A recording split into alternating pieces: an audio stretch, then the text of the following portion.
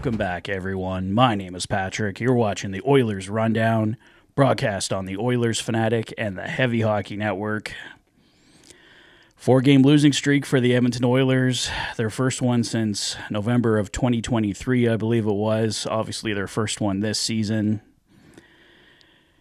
This obviously reminds you of the Oilers of old, but I think this team, well, I know this team is better, but this team definitely just has to dig deep here. They're in a funk.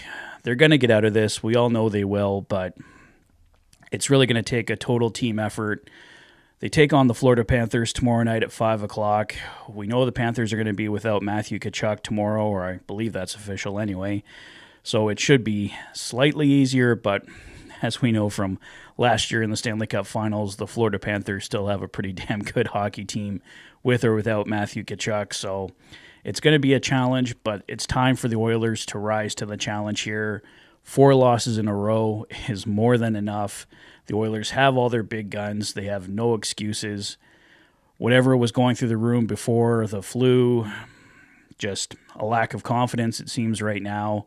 No matter what it is, the Oilers, like I said, just have to dig deep here and get out of this funk because it's time for this team to show their best.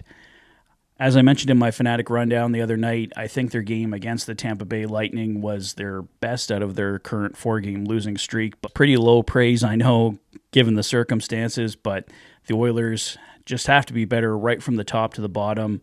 Connor McDavid is a big minus 12, I believe, over this 4-game stretch, if not more. So, like I said, it's no one's free from blame in this. It goes right from the top to the bottom, so better goaltending, better defense, better offense, and a overall much better effort against the Florida Panthers tomorrow night is definitely going to be needed. It doesn't look like the Oilers were on the ice today, so we don't have any potential look at the lineup for tomorrow night against Florida, but I imagine we will see some changes. Head coach Chris Knobloch, as we all know, loves making those lineup changes, and we'll see what kind of lineup we get. The Oilers on a 4-game losing streak. I just hope Connor McDavid is with some solid wingers.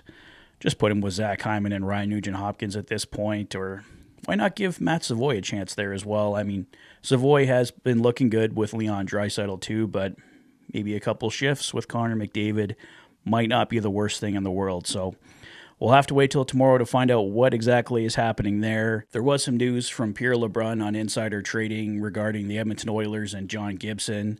If you didn't hear it on the Fanatic Rundown last night, here is the full update once again. LeBrun on Insider Trading says trading for a goalie is not a priority for the Oilers. They don't see any goalie on the market that is a guaranteed upgrade on Stuart Skinner.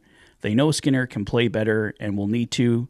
They look at his playoff pedigree and feel that guy is there.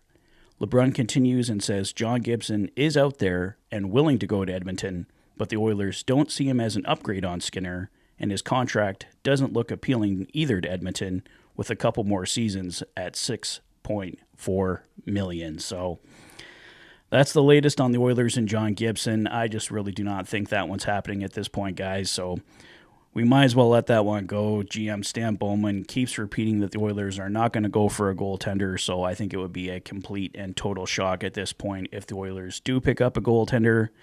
I'm in favor of them picking up some insurance on Calvin Pickard, in between Stuart Skinner and Calvin Pickard anyway.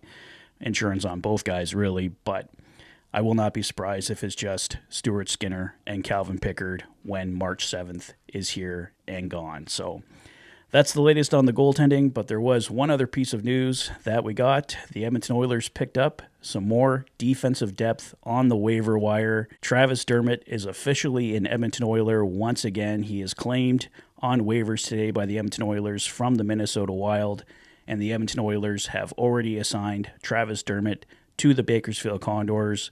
The Bakersfield Condors definitely need some left shot defensemen, and the Edmonton Oilers need some left shot defensemen overall for their depth this season. So it made all the sense in the world to reclaim Travis Dermott, and Oilers insider Bob Stauffer noting the Edmonton Oilers could use some depth on left defense in the organization right now, and his guess is they continue to look at ways to upgrade their D-core. So that's probably the move we see from the Edmonton Oilers, an upgrade on defense and probably an upgrade to the bottom six, or if they can find a way to swing it, the top 6, but I think that will take Evander Kane being on LTIR for the remainder of the regular season, and we still don't know anything official on that.